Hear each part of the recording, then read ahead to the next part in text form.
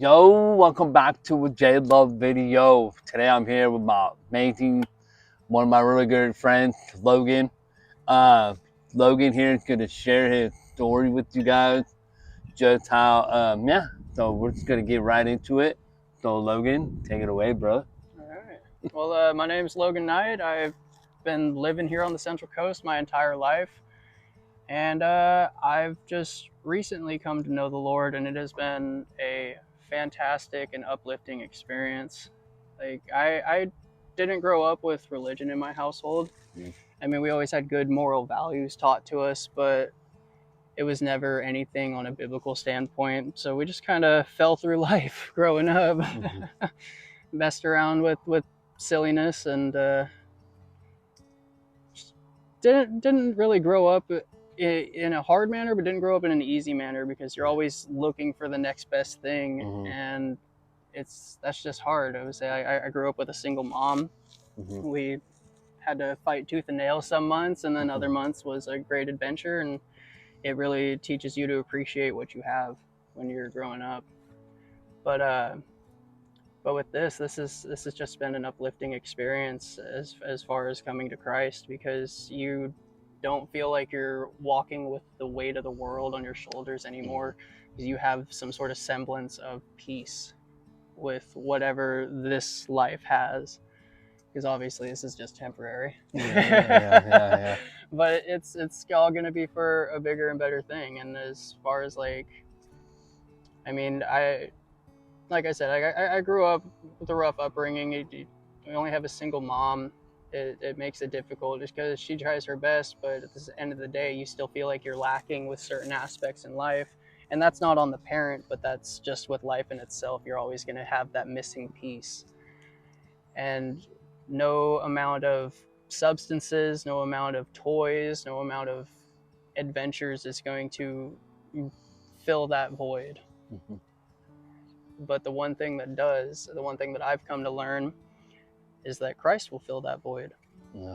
It gives you a sense of hope, gives you peace, and it's just been this beautiful journey. And I have to give a lot of the credit to my beautiful, loving wife, Erin. Love you. She's the one that not really pushed, but encouraged me to come over to this, to learn how to better myself and better others around me, be a provider rather than just feel like the world's kicking me left and right. So it's been fantastic. And yeah, it's been lovely. Wow. So what have been some top challenges you had to face? Like what's been hard, and then what's been when you had to go through that hard time, and then how did you go to make it easier, or how did you walk into that? Like falling through the hard times was a daily fight.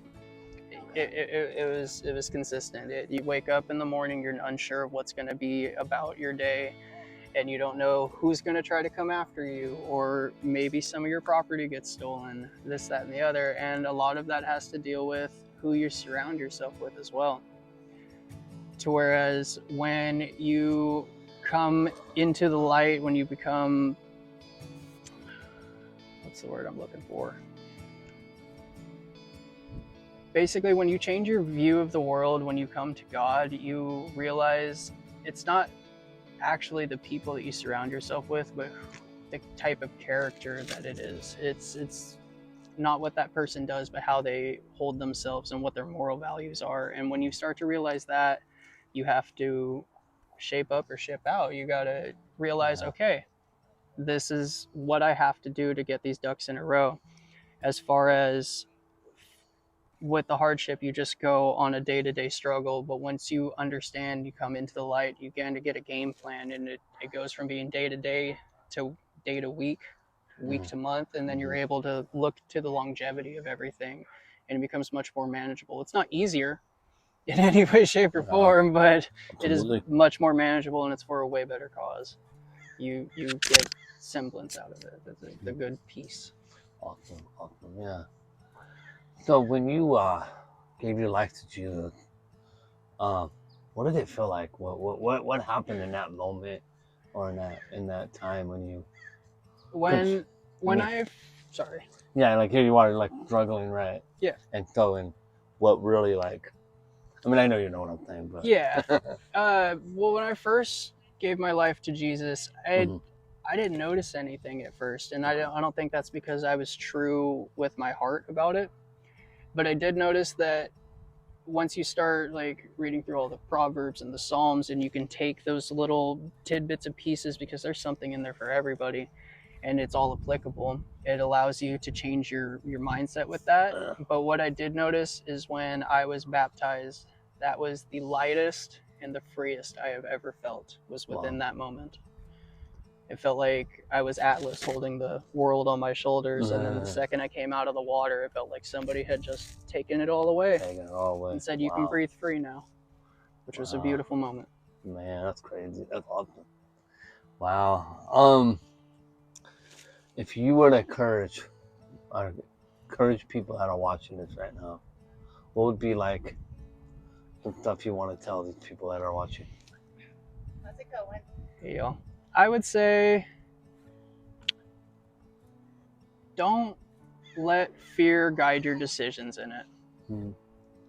Let you make your own decision. Don't worry about what your friends and family are going to think. Don't be afraid to take that first step. It's not that scary. I'm not saying that the journey's easy, because the road to redemption is a long and hard-fought battle. Mm-hmm. But it's worth it. You wake up with meaning in your life. As far as like to any of my other street kid friends, everything that you have going for you right now, it's all just going to be temporary. You should look into the longevity of coming to something that's going to be forever, because the stuff in this life isn't permanent. Yeah. But God is. Awesome. Thank you again. Yeah, man, That absolutely. was awesome. It was awesome. Wow, it's almost saying hi to us. That's cool. Oh, Jesus. Anyway, thanks again, Logan. Till next time, you guys. Leave a comment, like this video up. Any questions you want to ask Logan, leave them in the comments, and I'll make sure Logan gets it. But yeah, till next time, J Love and Logan are gonna peace out. Peace. Later.